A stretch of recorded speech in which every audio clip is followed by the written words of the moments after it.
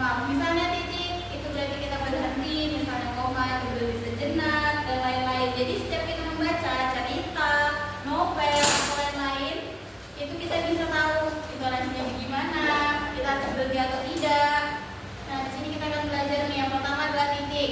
Tanda titik ini digunakan untuk menandakan akhir sebuah kalimat pernyataan atau kalimat yang tidak memerlukan kelanjutan. Nih, contohnya, saya suka membaca buku. Ada tanda titik di sini, otomatis setelah kata ini tidak ada kata lagi tambahan atau berada di akhir kalimat. Dan biasanya setelah tanda titik itu, setelah tanda titik ini, jika melanjutkan kata selanjutnya nih atau kalimat selanjutnya itu huruf depannya harus berawalan kapital, misalnya A. Dan itu dikasih jarak. Jadi misalnya saya suka membaca buku, berhenti dulu. Misalnya buku pelajaran bahasa Indonesia. Selma. Ganti dulu ya, kita belajar. Selanjutnya, saya sedang belajar. Saya tidak boleh tidur di dalam kelas. Contohnya kayak Helena ibu. Helena tidur di Iya kelas. ibu. Jadi tanda titik itu menandakan bahwa kita harus berhenti. Jangan langsung disambung ke kalimat selanjutnya. Yang kedua itu adalah tanda koma. Tanda koma ini digunakan untuk memisahkan bagian-bagian dalam kalimat agar struktur kalimat lebih jelas dan mudah dipahami. Contohnya kita punya beberapa misalnya saya membeli apel, jeruk, pisang dan mangga. Jadi kalau kita tuh punya perumpamaan yang lebih dari satu, kayak entah itu pekerjaan, barang ataupun yang lainnya, kalau dia lebih dari satu kata, itu dikasih tanda koma yang artinya itu dianggap berhenti sejenak. Jangan berhenti diam. Kayak saya membeli apel, udah diam. Tapi karena di sini tanda koma, kita cuma berhenti sebentar. Saya membeli apel, jeruk, pisang dan mangga.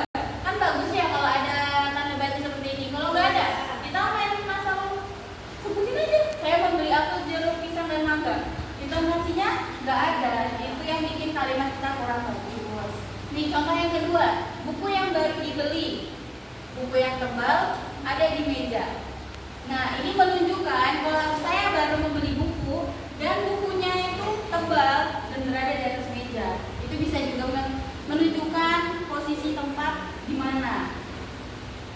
Selanjutnya ada tanda tanya. Jadi tanda tanya ini digunakan untuk menandakan akhir kalimat yang berupa pertanyaan. Sudah tahu dong pasti pertanyaannya bagaimana?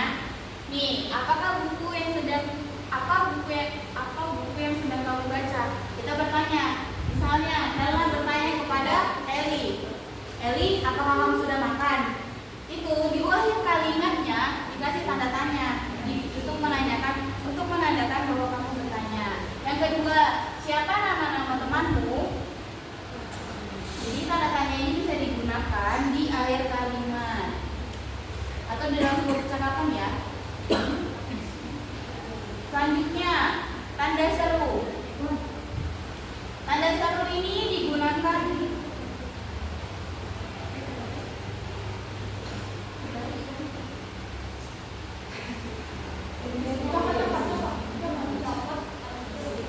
mengekspresikan emosi yang kuat, peringatan tegas atau penekanan dalam sebuah kalimat.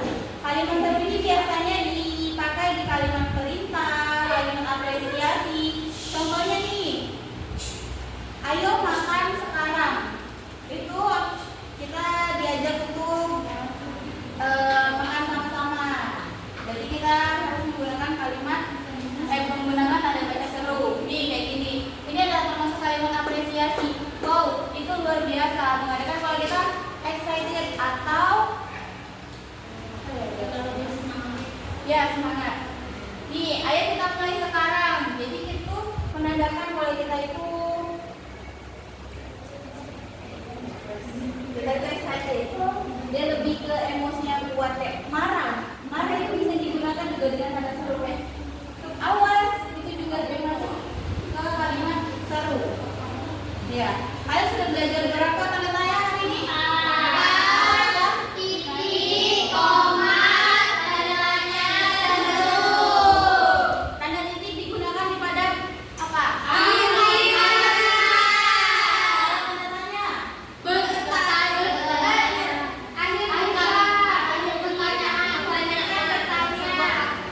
Iya, tanda tanya itu digunakan untuk kalimat tanya. Kalau tanda seru,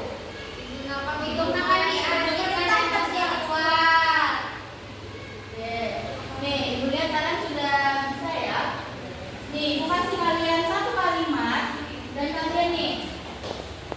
Jadi di sini ada kotaknya. Kalian kasih dia Kalian masukkan kalimatnya ini. Misalnya nih, hari ini cuaca sangat cerah. Menurut kalian ini tanda baca apa yang tepat untuk di ujungnya? Oke. Nah, nanti kalian masukkan di sini ya. Dia satu persatu ya. Oke ya. Selesaikan dulu. Nih, aku sudah maju. Sudah selanjutnya Eri. Silakan. Jangan membuang sampah sembarangan, itu tanda tanya.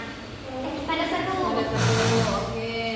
Selanjutnya, Helma. Apa kata-katanya Helma? Tolong tutup pintu itu. Nah, itu tanda seru. Selanjutnya di sini ada wah kamu hebat sekali, saudara satu, begitu tanda seru.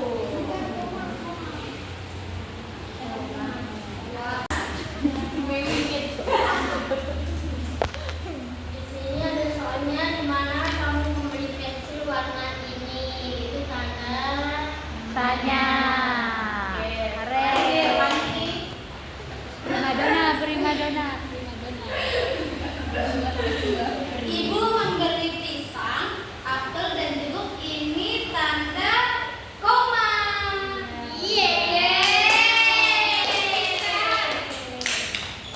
Terima kasih ya. Ini kita tulis satu-satu ya. Nih, yang pertama dari Wandi. Ibu membeli pisang, apel dan jeruk. Berarti betul ya? Iya. Tanda tanya. Tanda Tanda koma. koma. Dan di sini nih, kalimat ini juga. Ini termasuk tanda tanya ya. Wah, kamu hebat sekali bisa juara satu.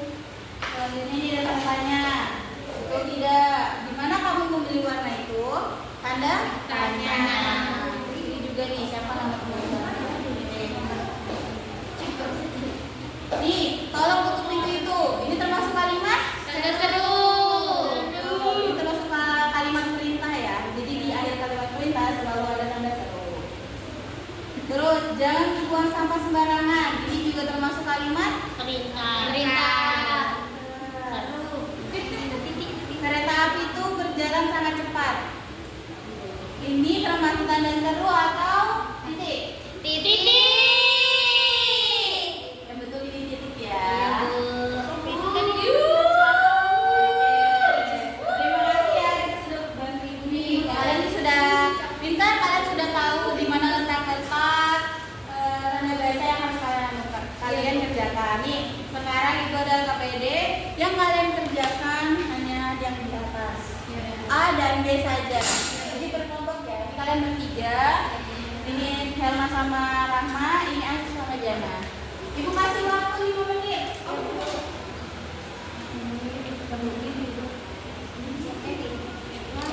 Iya, Wak.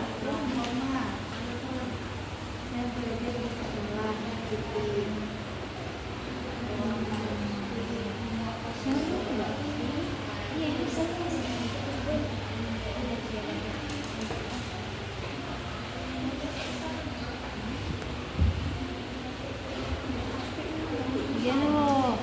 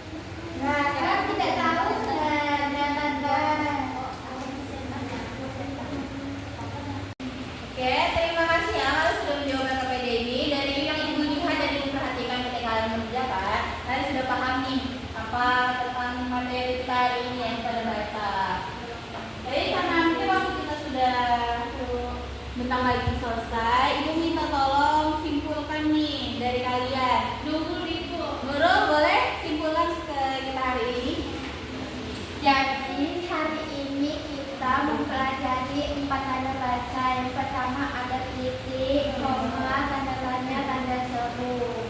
Jadi kalau titik itu untuk mengakhiri kalimat, sedangkan koma itu untuk menjeda kalimat. Kalau tanda tanya itu untuk mempertanyakan kalimat. Kalau tanda seru itu untuk mengekspresikan kalimat. Oke, terima kasih Nurul. Ibu nama sedikit. Jadi tanda baca itu yang Nurul sebutkan tadi, ini itu sangat penting untuk memperjelas maksud dan memperbaiki struktur tulisan kita dalam kita menulis dan membaca. Jadi orang tahu apa yang kita maksud di dalam tulisan tersebut.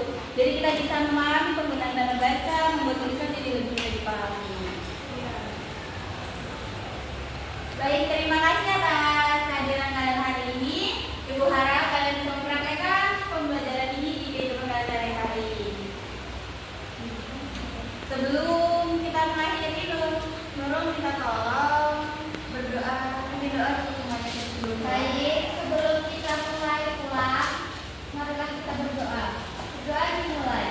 Bismillah.